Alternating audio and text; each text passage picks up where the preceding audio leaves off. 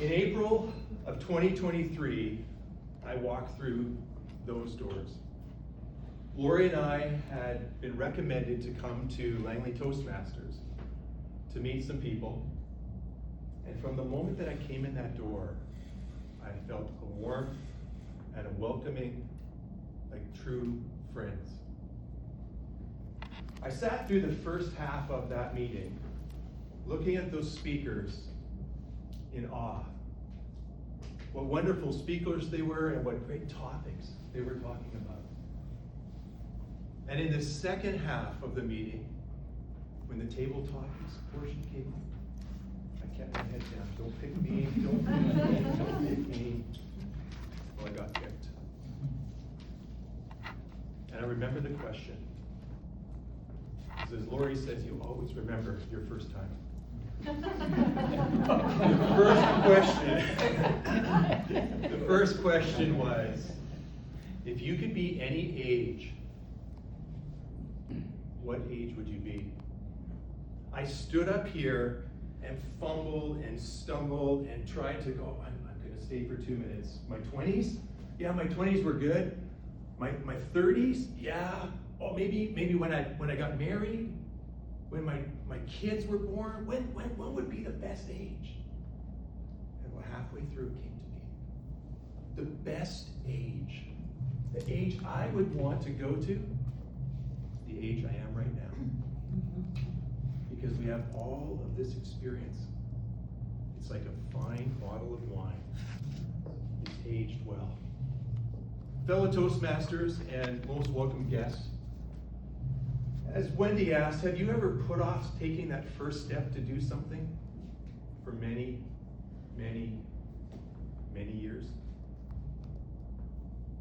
I first had a passion to want to speak in front of people when I was 17 years old.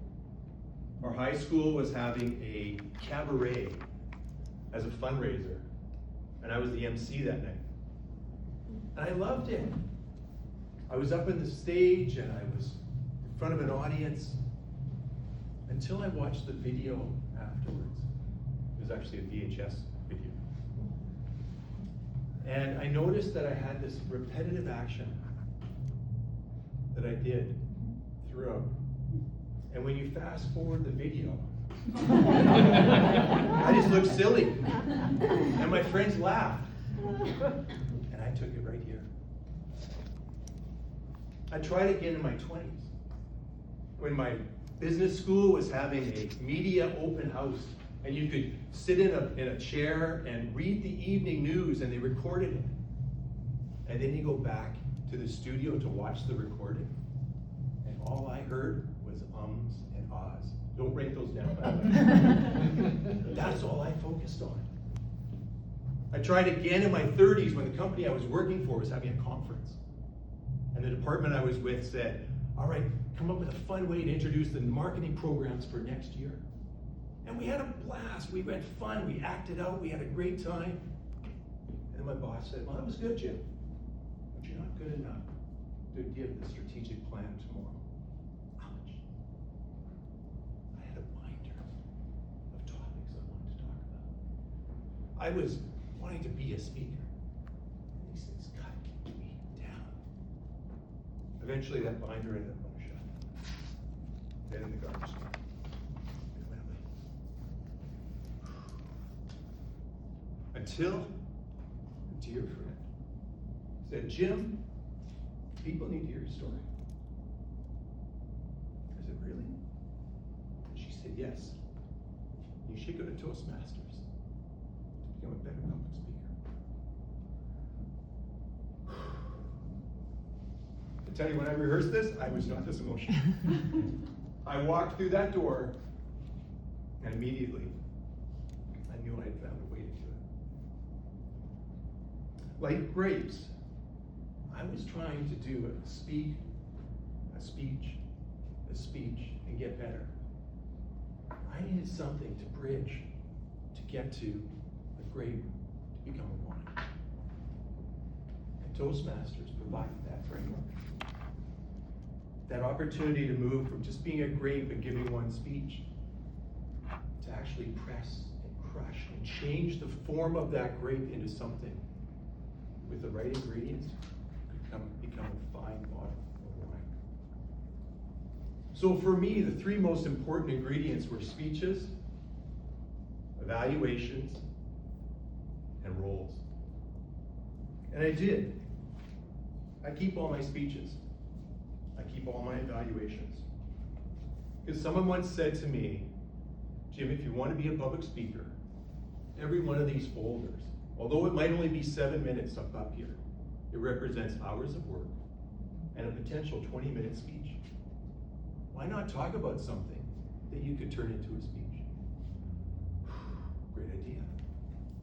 My icebreaker was all about losing my job and how important my family and my garden was for me.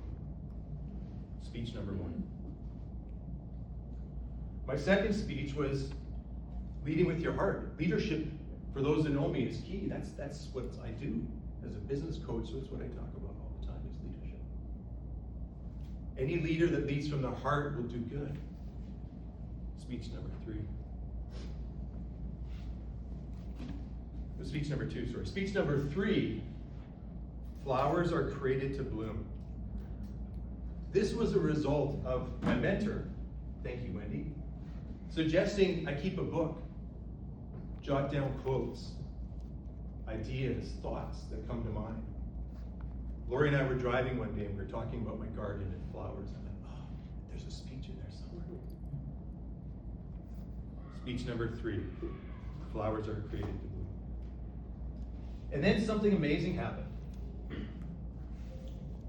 The club allowed Lori and I to speak together up front. We were putting an application in for a TEDx talk. We wanted to practice, and we did 2 speeches up front here.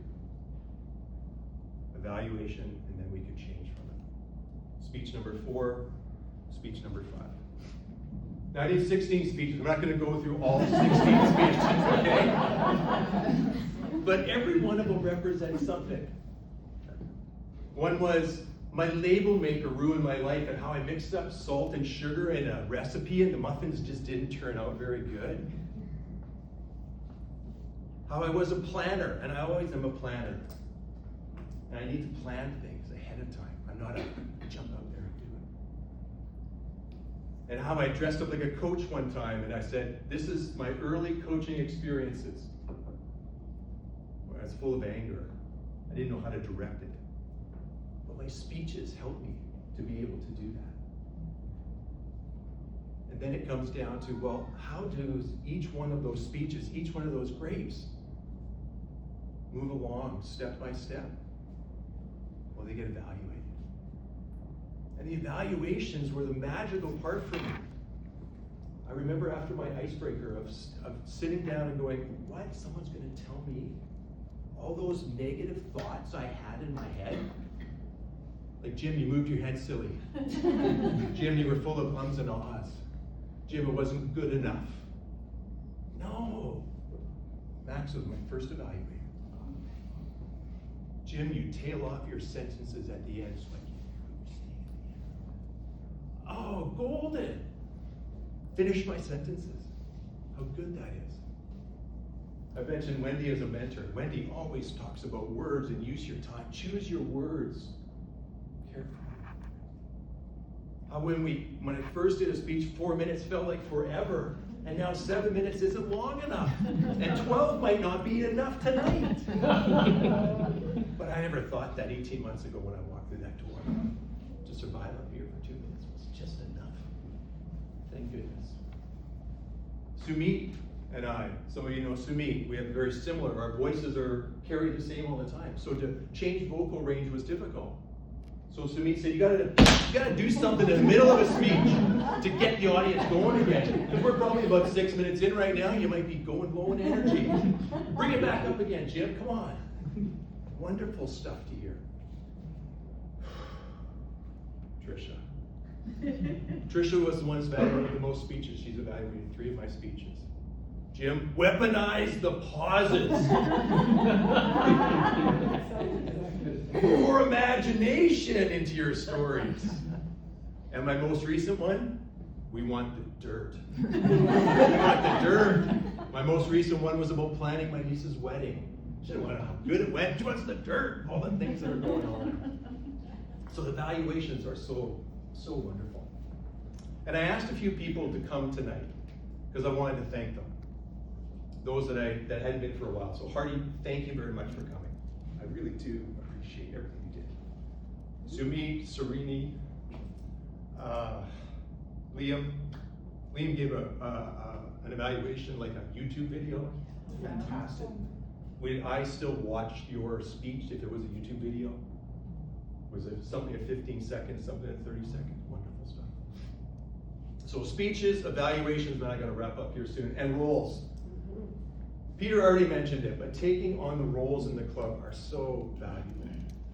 The opportunity to turn and sit and watch a speaker and listen for the ums and ahs and the grammar, to be able to be the timer, to be able to understand some of those things that go into building a good speech, how important that is.